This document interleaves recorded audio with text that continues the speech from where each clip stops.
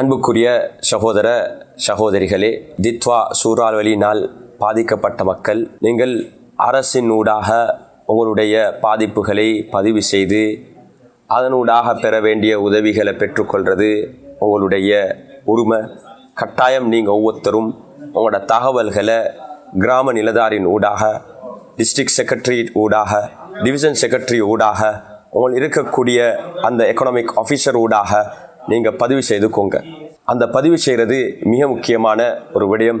அவங்களுடைய வழிகாட்டல்களை பெற்று பதிவு செய்து அதனூடாக உங்களுக்கு ஏற்பட்டிருக்கக்கூடிய பாதிப்புடைய அளவை அவர்கள் பார்த்து அந்த பதிவுக்கு ஏற்ப அரசினூடாக நீங்கள் பெற வேண்டிய உதவிகளை உங்களுக்கு பெற்றுக்கொள்ளலாம்.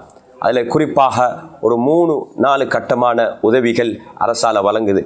ஆரம்ப கட்டத்தில் அவர்களுக்கு தேவையான ஆரம்ப உதவிகள் வழங்கப்படுது. அதுக்கு பின்னால் அவர்கள் வீடு திரும்புவதற்கான வீட்டுக்கு தேவையான பொருட்கள், அதனுடைய உதவிகளும் வழங்கப்படுது. வீட்டில் ஏதாவது சேதங்கள், பொருட்கள் சேதம் உண்டாகியிருந்தால் அதுக்கான உதவிகளும் வழங்கப்படுது. 4வதாக தன்னுடைய தொழில் செய்யக்கூடிய வியாபாரம், இண்டஸ்ட்ரியில் ஏதாவது பாதிப்புகள் உண்டாகியிருந்தால், விவசாயத்தை ஏதாவது பாதிப்புகள் உண்டாகியிருந்தால், இது ஒவ்வொன்றுக்கும் தனித்தனியான ஃபார்ம் ரெஜிஸ்ட்ரேஷன்கள் இருக்குது. இதை நீங்கள் ஒவ்வொருத்தரும், பள்ளி நிர்வாகிகள், அகில இந்திய ஜமீயத்துல் உலமாவுடைய கிளைகள், நீங்கள் மக்களுக்கு வழிகாட்டுங்க. ஜிஎஸ்டி நூடாக அந்த ஃபார்ம்களை எடுத்து அவங்களுடைய தகவல்களை சரியான முறையில் அந்த டேட்டாக்கள் அதுக்குள்ள நுழைத்து அதனூடாக அவர்களை அந்த அரசுடைய அந்த பொறுமுறைக்குள்ள பதிவு செய்கிறது மிக முக்கியமான ஒரு பொறுப்பாக இருக்குது. அந்த அடிப்படையில் ஒவ்வொருத்தரும் உங்களுடைய பாதிப்புகளை நீங்கள் பதிவு செய்யுங்க.